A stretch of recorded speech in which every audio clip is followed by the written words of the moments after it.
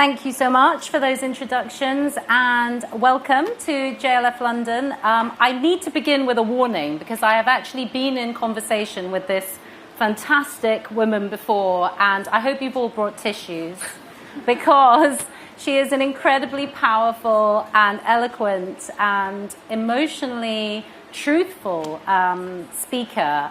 And I think that her words have pretty much the same impact as her legendary biryani.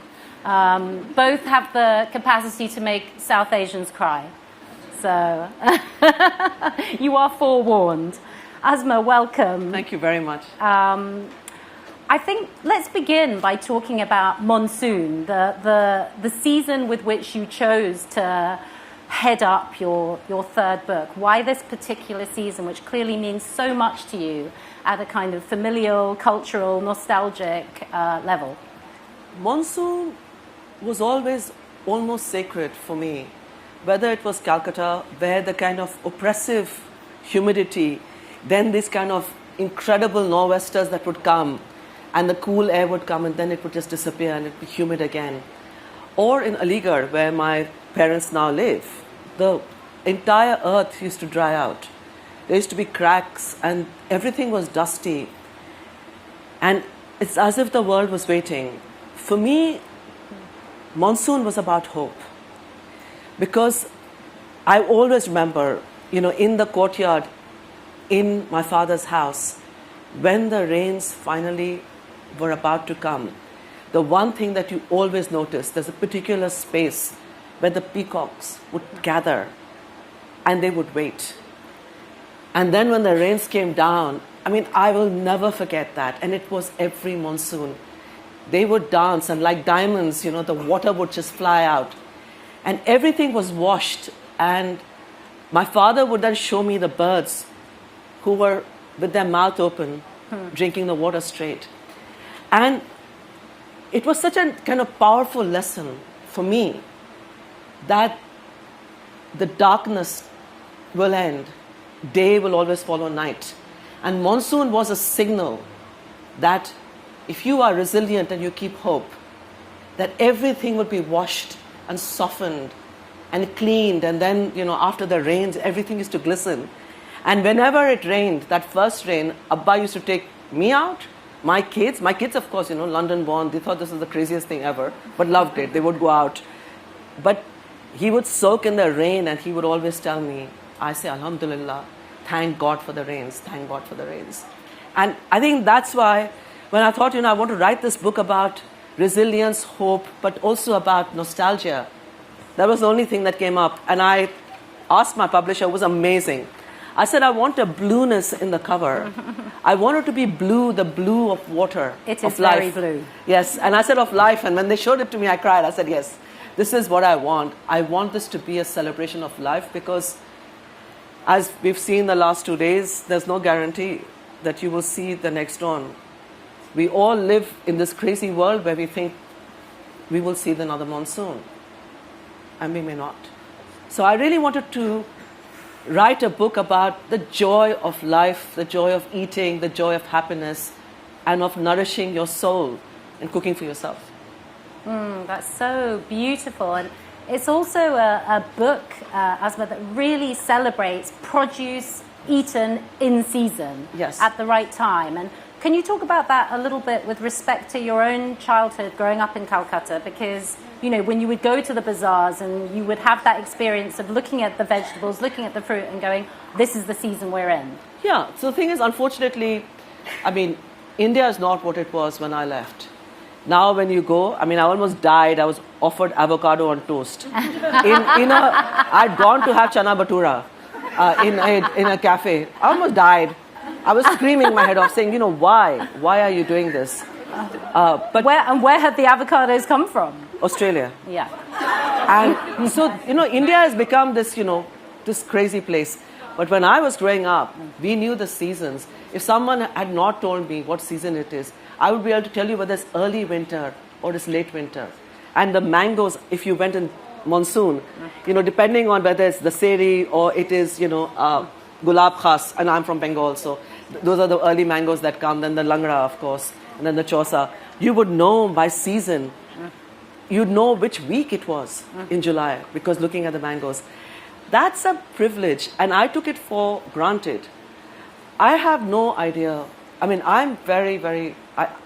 I've pissed off enough people by being so political, so I try not to piss off people with this. But Indian restaurants have no right to be flying ingredients in from far away. You know, there's no jet-lagged okra in my thing. Why are you serving this? Use the produce. You don't need to do fusion food. I do what Bengalis call vegetable chop. Beetroot chop from the beetroot, which is just around, you know, it's in the fence. It is important to understand that, you know, the customer's not always right. Customers come to me and say, why don't you have jackfruit, why don't you have things? I tell them, go. I can tell you 10 restaurants that have it. I will not serve you. The customer's not always right. The customer's not always right, and if they want to eat, you know, I make okra for myself, you know, sadly my husband loves karela, I hate, but I make it for him. These are things I do buy for myself, but in my restaurant, I don't want the carbon footprint. So I try to keep it seasonal. This is how we ate. We waited for the sarson ka saag, makai ki roti.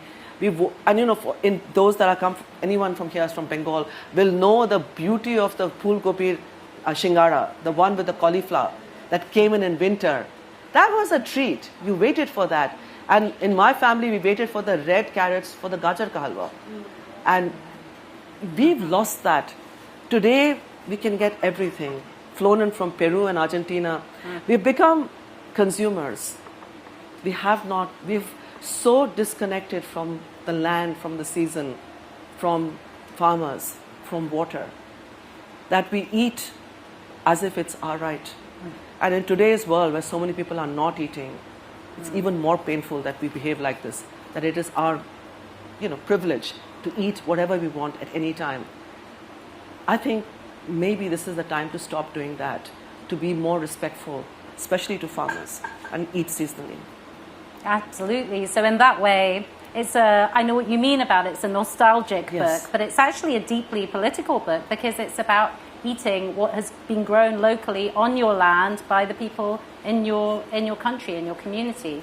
Yes. At the same time, though, to take, say, just a single recipe in this book, what I really there's many things that I love about Asma and about her cooking, but one of them is that you really meld the influences of your own kind of upbringing and then your Mughlai heritage, and then also you do not shy away from the Anglo-Indian cuisine. Yes. Nor do you shy away from the British Indian cuisine that, you know, came here in the sort of 1960s and 70s, the Bangladeshi curry houses.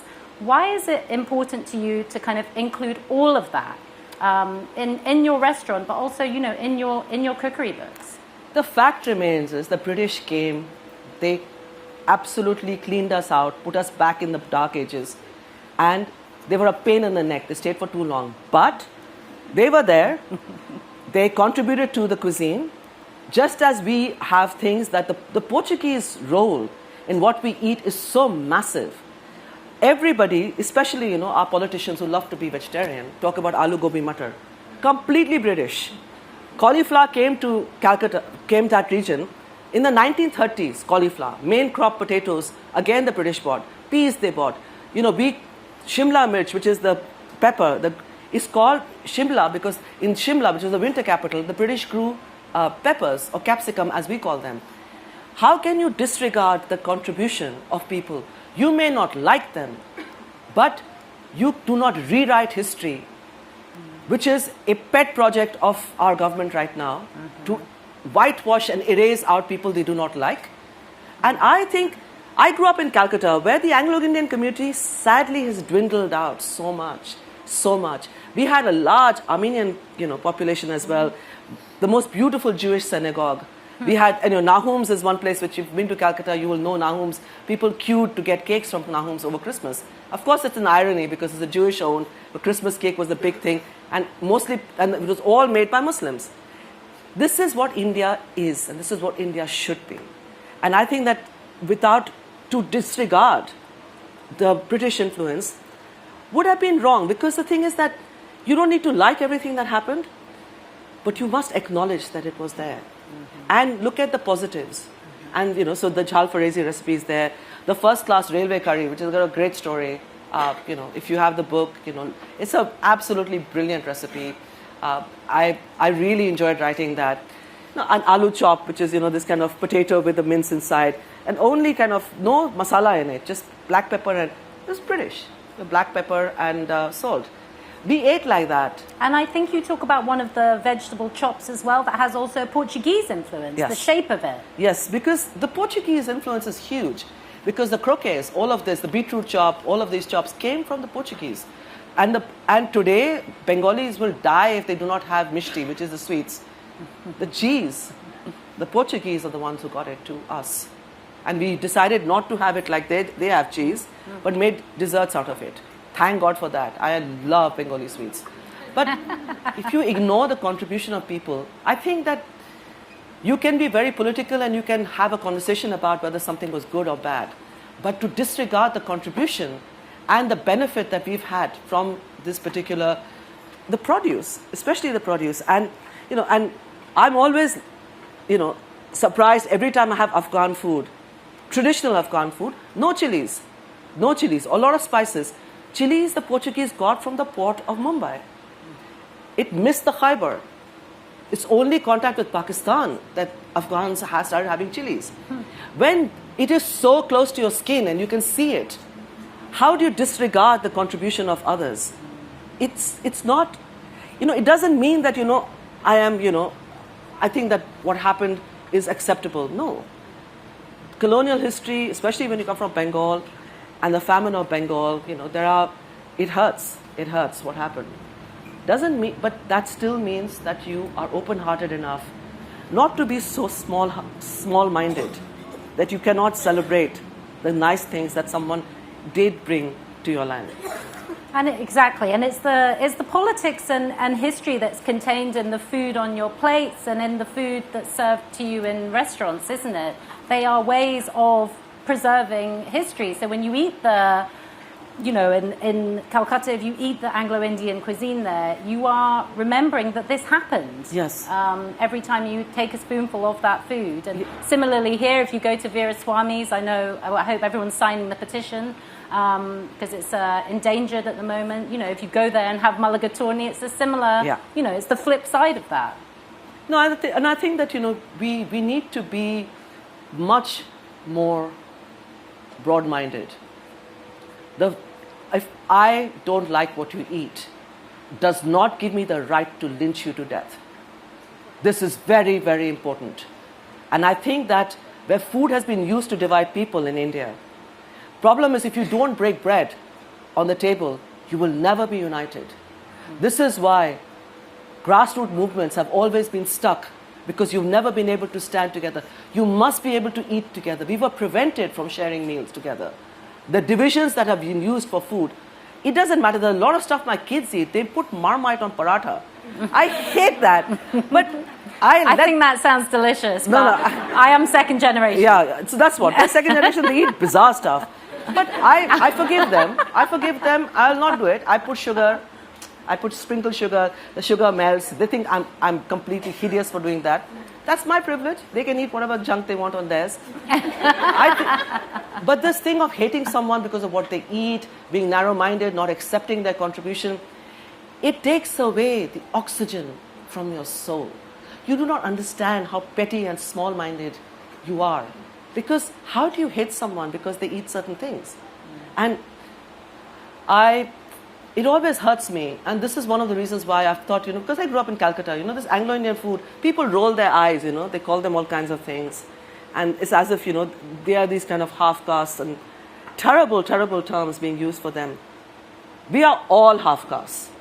We are all half-castes. We are all foreigners. We are all migrants. I mean, when you look at who the Aryans are and where they came in from North India, please do not look at others and say they're the outsider. We've been outsiders for centuries. At what point are you going to stop counting who is the outsider, who's the insider? You have to go back centuries and centuries and centuries. We have always been the outsider. India has been a land where so many people have come. So many people have contributed. This pot with Harappa civilization where they found aubergine and masalas. We should be so proud. I always had this issue when I see how cuisines, even Japanese and Korean cuisine, are considered elevated and sophisticated. Not Indian cuisine. Our food is considered cheap and cheerful. This is racism. This is racism. Ours is an ancient civilization. We are so busy fighting with each other that we cannot push back, saying, this is our ancient civilization. We created this. This is the contribution we made to the world. We are so busy dragging each other down that we do not even celebrate this. But just imagine, this is just after COVID, I introduced a tasting menu of just luchi, aloo dum, chicken chap paratha, and one that you could choose. It could be chicken biryani, whatever. Just a small tasting menu. I said, I'm going to charge £100. Everybody told me, no one's going to pay £100 for Indian food. You've got to add truffles, you've got to add... Why should I make my bloody food look French or Italian? This whole idea that tapa-style food, kill me. Can you imagine? My grandmother would die again if you serve food without rice and bread. This is not our culture. The problem is that if we don't celebrate and are not proud of who we are, and we're too busy fighting with each other, we cannot present the best side of us. Our cuisine is exquisite, and this is what I try to explain in Monsoon. Our food is very modular. We heat the oil, and then you put in the garam masala, or you put in something, the dried red chilies. It's very modular. Then you put in the onions and the garlic and the ginger, then the protein or vegetables, then you add the water. And I explain in the first 5-6 pages how you use heat, how you use water, how you use masala. Because I want people to leave after they've cooked something feeling proud. And my nephew, who's 32 and never cooked in his life, cooked 2 things when I went to New York, and it was good. So, he's a real faltu kid. His wife is a great cook, has never done, and his mom is a great cook, my sister. But he did it. I wanted to bring the joy. There's enough things to be sad about. This book is about bringing hope. I told you she was a powerful speaker, didn't I? I've never really heard Indian cuisine described as modular before, but it's such a brilliant description. I think it explains why I know so many of us in the room will know this as home cooks, that it can take 20 years to make the same recipe taste really, really good and like your mother's version. Because of that, doing things at the right time, and it's very rhythmic. It is, and the thing is that, so what I've explained in the book, because there are 2 ways to do it. One is, I'm telling you that in 10 minutes this might be a thing. But what I'm explaining to you is also, this is the aroma coming from the pot. This is the oil at the edges. This is the sound that you're looking for. Because I'm teaching you, because this is how I learned. I stood next to my mother, and I told her, Ammu, what did you put? She looked at me as if I'd asked her some crazy question. And, I was short of being whacked by her, because she didn't want to answer any questions. If you missed what she put in, that's your bad luck. Because, and many of us know that this is how our mothers teach. They won't talk to you, and they will not answer any questions. But in this book, I've explained to you the way that I observed the food being cooked, and also giving you guidelines on how it should do it. But this is, I think, why a lot of people, irrespective of where they are and the kind of trajectory of being, Indian cooks or cooks generally, they're all being successfully managing to make all the recipes, which is really exciting. But I understand that you need to learn how to cook with your senses. You can't just follow a page and follow step by step. Our food talks to us. And till and I tell people, they say, how long do you fry an onion? Till your hair and the neighbor's house is smelling of onions, it's not done. So that the neighbor gives you dirty looks every time you pass. That's, you're doing a really good job, because you piss them off. That's how it should be. It should absolutely infuse the ceiling and go to the neighbor. Then it's perfect. Just slow cook, slow cook, slow cook. Take time over it. I absolutely am so proud to have been born where I was born. And I think Calcutta is magical. And I think that kind of celebration of food. Calcutta is the most broad-minded, beautiful city, especially in the 80s. In the 80s, Calcutta was something else. No one asked you your father's name. No one asked you what food you ate. No one asked you what was in your tiffin when you went to school. When you have that kind of a childhood, you can conquer the world. And this is why you see a lot of people in their 50s, late 40s and 50s, there's one sitting here, who are at the top of their game because you learned to be tolerant and you learned to be broad-minded. And I think the fact that you can sit next to someone who's eating something you don't eat or you don't like, don't dismiss that. That's a very big thing. Tolerance, acceptance, and solidarity is a very big thing. This is what Calcutta taught me, and this is what I tried to kind of also explain in Monsoon. Can you talk a little bit to us, Asma, about how you yourself learned to cook?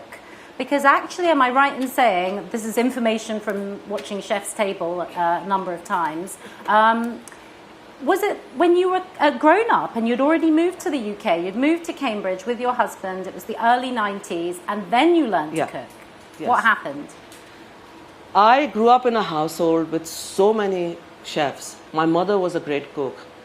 The food was non-stop because my mother was a caterer. So, it's hot and the mosquitoes. Why am I going to go out in the kitchen? It wasn't that I was particularly lazy. No one in the 80s in Calcutta cooked. Because the problem is now people are cooking because they're watching MasterChef Australia. And they're making all this completely useless, random stuff. And no one is cooking the way that your mom cooks because you think this is like forever. Because we take our mothers for granted, that's why. And so I never learned to cook. And then when I met my husband, it was an arranged marriage. And we got married within 3 months of meeting. I told him, I don't know how to cook, I'll learn to cook. He told me, I don't believe in gender roles. You don't learn to cook, I can cook. That he can cook one thing and very badly, didn't tell me that. I thought I'm going to go and in Cambridge and this guy is going to cook every day. He made the same thing every day for me. It was awful, awful, awful. But that's why I just was so involved. I was doing all my kind of bride things for 3 months. I had an amazing wedding and all my clothes, everything was so beautiful. I didn't know how to cook. And I came here and I got completely the shock of my life. First of all, college food, I cannot imagine anything worse. This is 30 years ago. Cambridge food was like first time I ate cabbage, I thought that for someone has boiled for at least 1 week, I'd forgotten about it. And that salt doesn't exist in this country because it was so bad. It was so shocking. I mean, really, I was like, and then I went to Indian restaurant, there I died. They told me, do you want to have the royal pulao? I said, yes, it was multicolored. Multicolored, including purple. I was, whoa, this is like, I know what royal pulao should be like, and this is like not anything. And they had saag paneer with cottage cheese. No, I think I still have post-traumatic stress disorder from that one meal. I was really bad. And, you didn't get any ingredients, especially, places like Cambridge and Oxford, you didn't get anything. That's why we used to come into London to get stuff. The world has changed a lot now. Now you can get Panch Phuran in Waitrose. So yeah, we're in good times. And people also understand that, yes, I'm being biased, but I think that Indian cuisine has the layering and the sophistication and the nostalgia for British people. We were the first exotic taste for many people. And that is our first advantage. And I know that everybody likes to criticize the Sylheti curry houses. I will not. I stand on the shoulders of giants. In the 1960s, the racism they faced, skinheads, bombing and throwing things at them, people leaving without paying. No one gave them a job. No one lent them money. They just built this empire of restaurants. They invented a cuisine out of nothing. So a lot of Indian chefs especially like to criticize this is not Indian food. Put yourself in the 60s and see where no one gave you any hope. And you created a cuisine and you survived and you hired all your useless uncles and stupid nephews and you made this food. Some of it is really dodgy. Who cares? Who cares? We are, today I am where I am because of the 60s, the Sylhetis curry houses. I have first advantage. My salam to them. I think the arrogance of not acknowledging those that came before you, that didn't have the doors open. Today I can walk into any place. I can walk into Covent Garden, Soho, I can get a lease, I can get a bank loan. I'm on television. None of them had that privilege. They were on the fringes of society. They struggled a lot. This is a migrant success story, especially at a time like this when migrants are being targeted everywhere. Let us not forget those that came before us and fought and made a kind of a business in this country using food. Absolutely. And I need to leave applause time at the end of every comment. And so turning from that then to what's happening at Darjeeling Express, and tell us more about the women in your kitchen. Are they still the same women as they were at the start, and why this matters to you, and why this remains such a radical act to have an all-women kitchen? Not only that, but they are home cooks. They are still there. I don't think I selected them. They'll never leave me. They are 3 grandmothers, their mothers. We have a newly minted mother. Gauri came back from, having the baby. Her husband is staying at home and looking after the kid. She's Gujarati, and a lot of the boys' family, girls' family are saying this is not right. She earns 3 times the husband did. He's happy to stay at home and look after the kid. She's come back to work. The change that happens, money makes a difference. The thing is that everybody took our food for free. The whole idea is that we should be in service. It is our privilege to cook for families. Yes, it is all of that. But I get so irritated when I see chefs saying my mother and grandmother is the best cook. No one is a female and no one looks like their mother or grandmother in their kitchen. We are hypocrites. We are serious hypocrites, because even in a very, very ordinary bazaar restaurant, you will find men cooking in India. Pakistan, Bangladesh, Sri Lanka, same. And it is frightening that the feminine energy in our food is not given any space. I never began by this whole idea that I want an all-female kitchen. These are the women who were cooking with me in the supper club. They were so excited when I got a restaurant. How was I going to tell them? No, everybody told me, including all the females in the hospitality, told me I would fail. They said, you can't, you have to have professionals. You're now a professional. You have a restaurant, you need to have men. And I said, no. I said, watch me set the world on fire. Because the dua and the energy that comes from a mother and a grandmother, her hard work and her passion, unbeatable. And these women completely rocked it.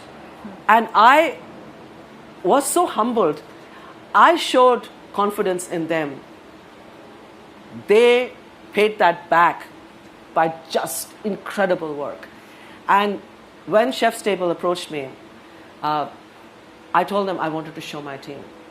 I said, not just do I want to show my team, can you name them and name the village? Because some of my girls, the village had decided they should be killed. In fact, the main person who works in my kitchen was told that the mother should get rid of her. The panchayat had decided that. And I said, I want the village to know. Because, when people see you on TV, they think you're famous. So I just thought this is really important. And one of my girls, Shanta, was ill-treated so badly, she never had a child for 15 years of marriage. Eventually, she had twins. After Chef's Table, when she went back, the entire village came out with drums to receive her. Whatever happens to me, I'm trying not to get emotional. It's so easy. I come from a privileged family. I come from a royal family. My mom and dad loved me. I was never physically at risk. I was never poor. I never went to bed hungry. These women all have. They've been physically violated, sexually harassed, and much worse, sold. This is the women who are cooking in my kitchen. And how can I not succeed? How can I not succeed? Because of them.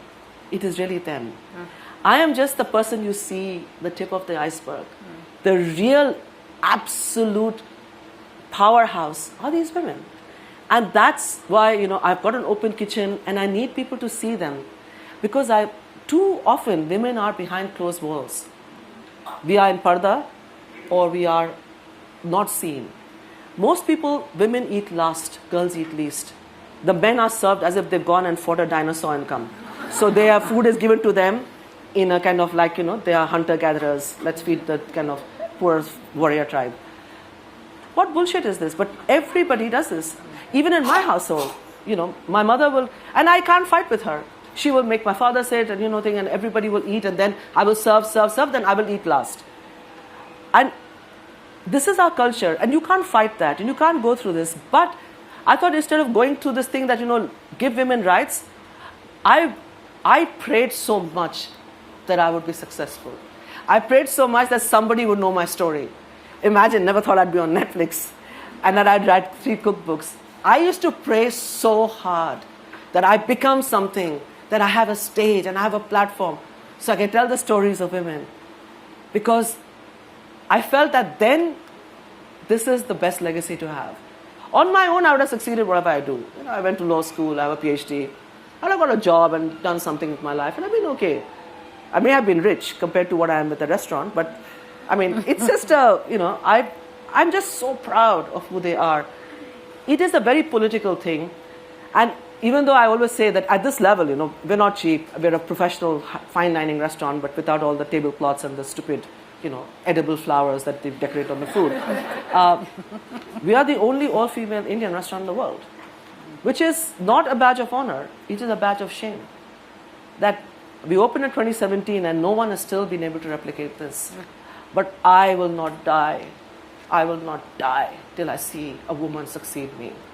To do better than anything I've done, I want to watch in the wings and applaud a woman who will be more powerful, more articulate, more famous, and shake the world as she walks.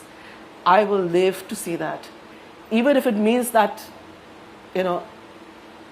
I may end up, I know this, sowing a harvest I will not reap. I may not be able to see. The girl may not be born yet. This is deeply political. This is about legacy.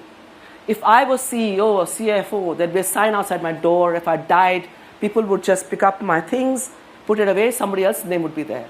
What's my legacy? That name that I had, that's my pride and honor. I'm CEO of a company. Someone else is CEO.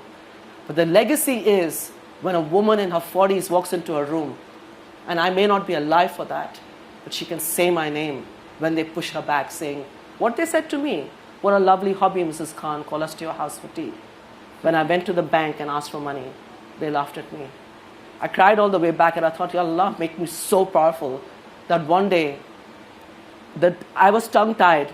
I could not say a single name or give a single example of a woman who started at 45. They laughed at me so much. The humiliation was terrible. But I then decided I was going to do something spectacular, even if no one has done it before. They always say you cannot be what you cannot see. Yeah. So no one like me had opened something. You didn't see anyone, in the 2014, 20. You didn't see anyone in food media like me. So all white blokes cooking our food, making hash of it. But everybody was like, all these white men were in India, or this is very exotic and all. Horrible, horrible, horrible. So why were women not on stage? After Madhur Jaffrey, there was nobody. This is crazy. So many women cook. And in the media, all you had Madhur Jaffrey, and then you had all these white men. That's it. I was so tired of this rubbish.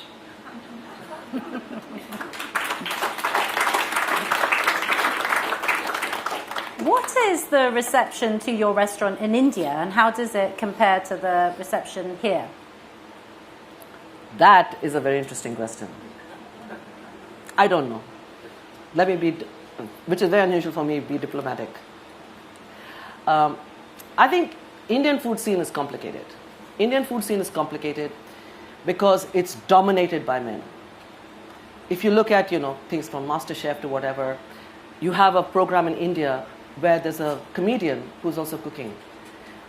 All food programs is about, competition or about, making stupid jokes. There is nothing that is being shown on TV which respects the value and embraces women who cook. It's actually very, very far behind the West when it comes to being progressive. And you don't find women, there's a lot of tokenism when it comes to women, which was also there in the West a while ago. Now no one is going to invite me because of tokenism. I'll clean the floor with them. So, you call me because you want to listen to my story. You don't call me because you're going to tick a box saying, brown face, migrant, let me just tick and call her. That doesn't happen. No one would dare do this anymore. You don't have boxes being ticked by calling someone like me. But I think in India, it's still very complicated. I also think that, I worry because in India, people are obsessed about fusion cuisine, very modern Indian cuisine. They haven't perfected Indian cuisine. Why are they trying to do all of this other stuff? Everything is a ceviche, or everything is got, truffle in it and caviar. And people calling, do you all know what meetha bundi is? Little round balls. They're calling it sweet caviar. Kill me. Please. This is Indians calling little balls of sweet, like laddus are made with it. Grow up. You should be ashamed, I mean, their mothers didn't whack them enough when they were growing up, swear.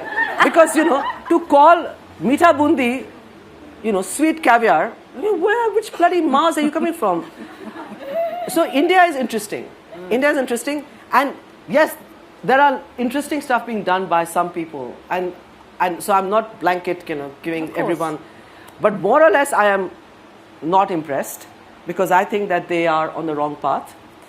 They're trying to modernize Indian cuisine. They're trying to make it, look French or Japanese. Mm-hmm. Where does the insecurity come from? My skin is brown, my food is brown.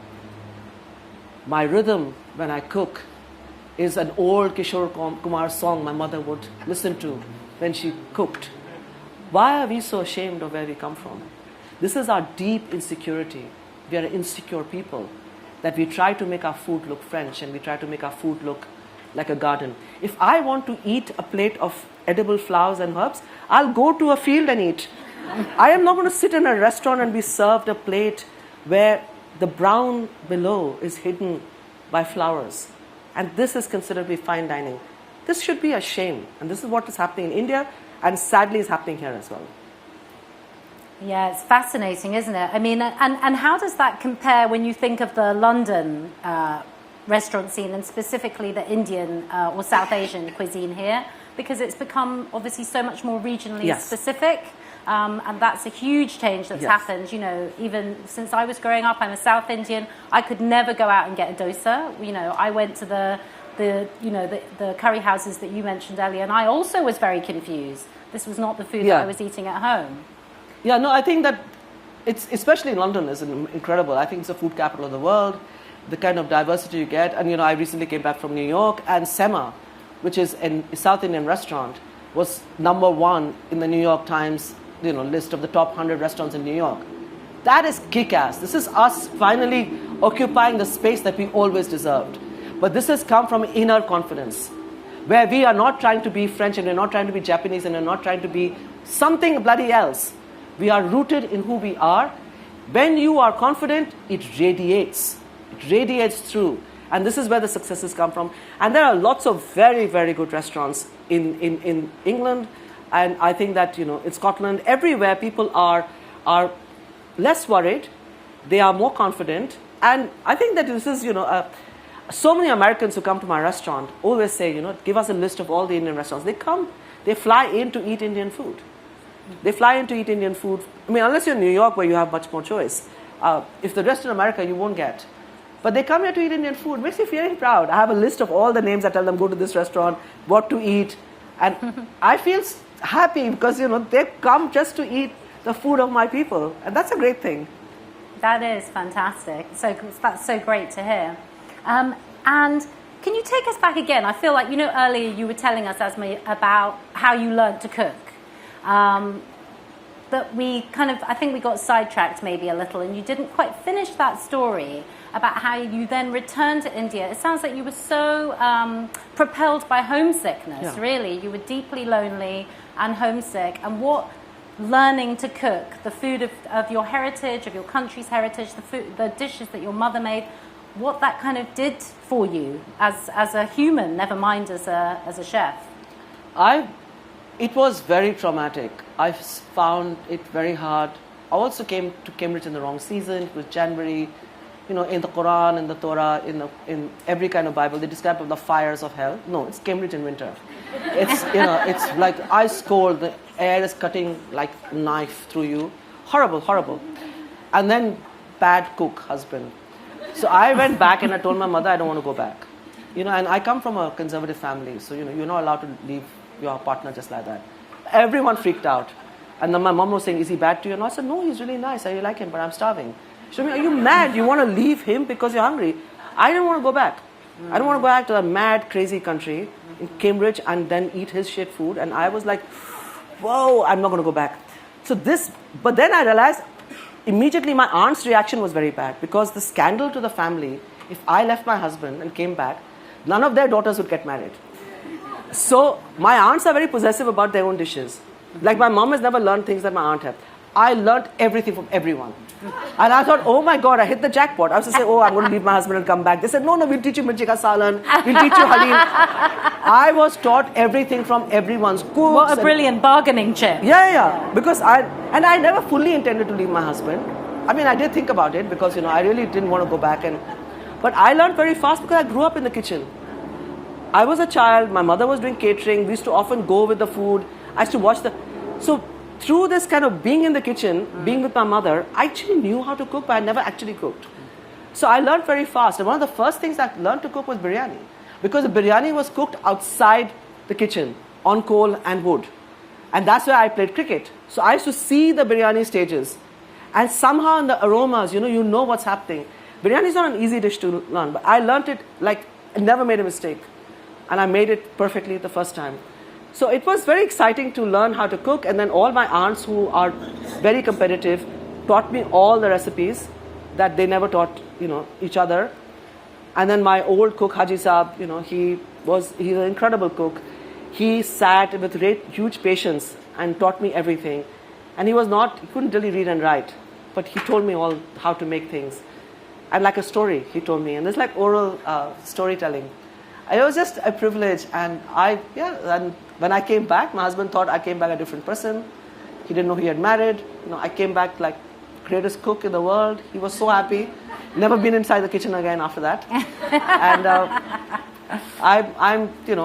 I'm grateful because I realized that food is very important. It's your way home. And when I cooked the food when I came back to Cambridge, I would almost feel the presence of Ammu next to me. It's a very emotional thing. For the fact that those who are still privileged, that your mother is still alive, stand next to her when she cooks. This is the greatest moment of your life. Don't wait for her to go, that you yearn for her touch and her watching you eat. I didn't wait. So I think that's really important because South Asian women are very bad at explaining. My mother never told me she loved me, but she cooked for me and she watched me eat. First time I came to Cambridge and I saw a mother hugging a child, I was thinking, oh, white people hug their children. But that's just her culture. But she cooked for me. Many South Asians do that. They cook and they feed, but they don't sit down and say, oh, my little child, I love you and hug you. But my mother, through food, told me she loved me. I felt loved eating her food. And that allowed me to kind of be part of that and learn to cook. And it's been a real privilege. It's a huge expression of what is not articulated through language in our culture, isn't it? Yeah, and it's still there. And, and I think that even though I was very conscious of this, I think that I'm also guilty, that I don't express to my children that I love them. And I wish I'd done it more when they were young. I fed them. I did exactly what my mother did. I fed them. And now I try. They just think I'm mad. Because they always, and my younger one is very, very jaded. He says, now what do you want from me? I was like, no. I just want to tell you I love you. He doesn't have any of this. He thinks I'm definitely wanting something from him or he needs to clean his room or something. But I left it too late with the kids. I regret that deeply. But I think at least I fed them. Let's take some questions. I believe we have a roving mic, so lots of hands going up already. Will we begin at the front here? We'll take one from the front. Thank you. Hi, Asma, big fan. I wanted to ask you a question. Since you're first generation, so am I. How do we raise our kids to take pride in their cultural identity through food, rather than feeling the need to assimilate with pasta and pizza? And I often find my daughter saying, I don't want dal bhat. Yes. And for me, that was soul food.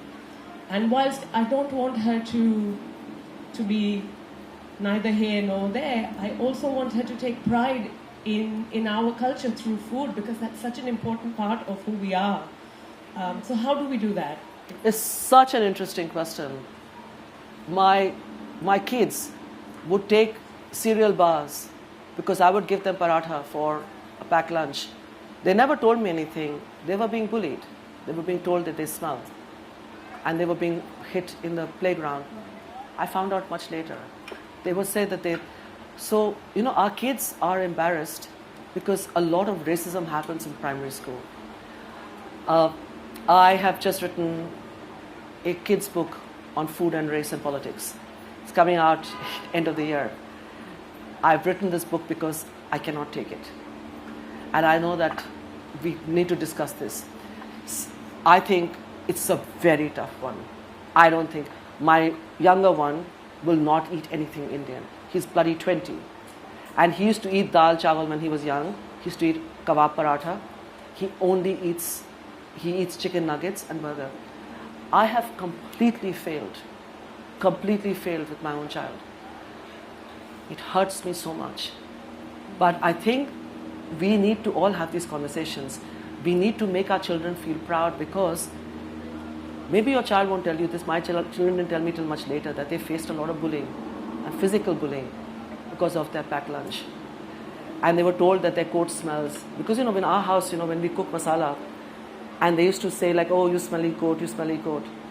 How I felt when my son told me this, I screamed and wept because I could not have protected him. Just be patient. Don't make food a battleground. Don't make mealtime stressful. If you can have your child sitting next to you and they eat garbage, at least that's the first step. But tell them the stories of your people. Link food. So one of the things, oh my God, my publisher's going to kill me. But what I've done in this book, I've written that your food with the spices and the aromas is your superpower. You can share it with someone if you want, but you are the superhero because you've got all this amazing mystery behind you that they don't know about. And if you feel comfortable breaking the wheel in.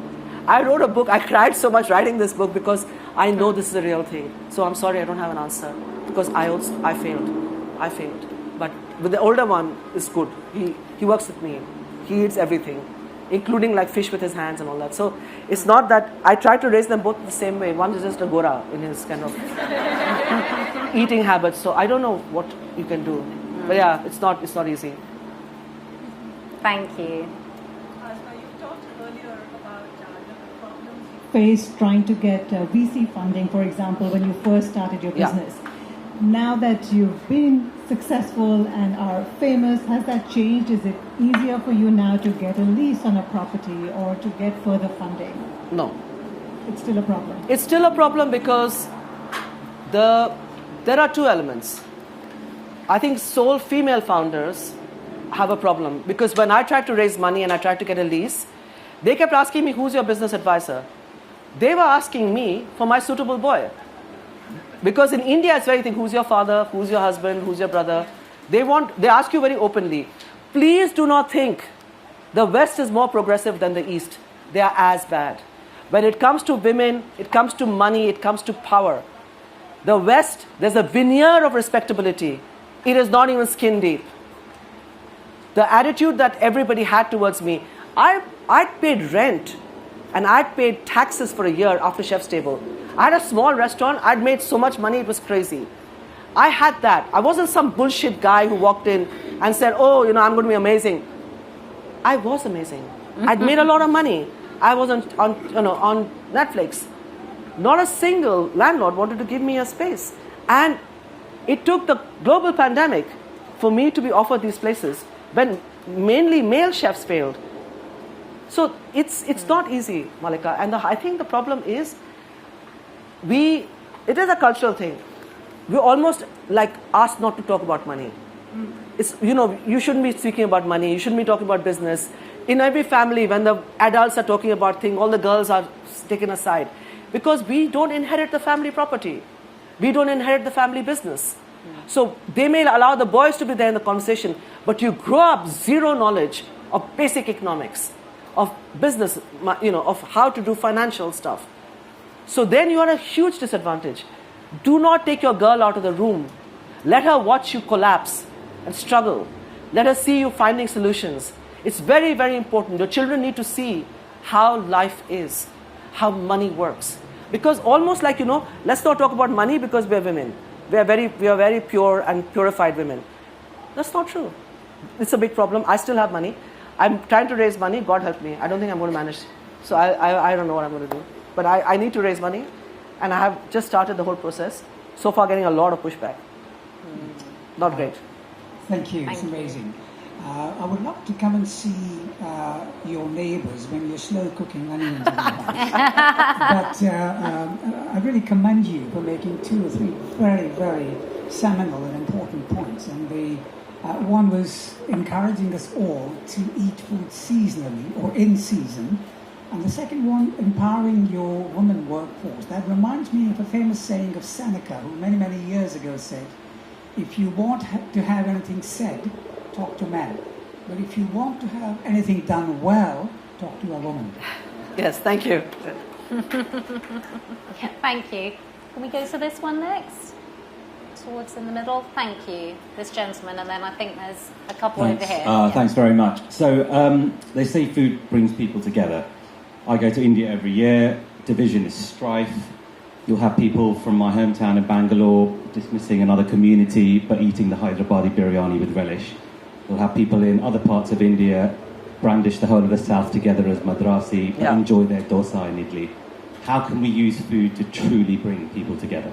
Your point is really good, because I think that this thing of using food to divide people goes back to the caste system.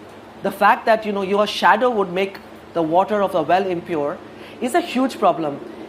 And I don't know who to blame for this. It started with the British, but the current governments have perfected this whole idea of dividing people.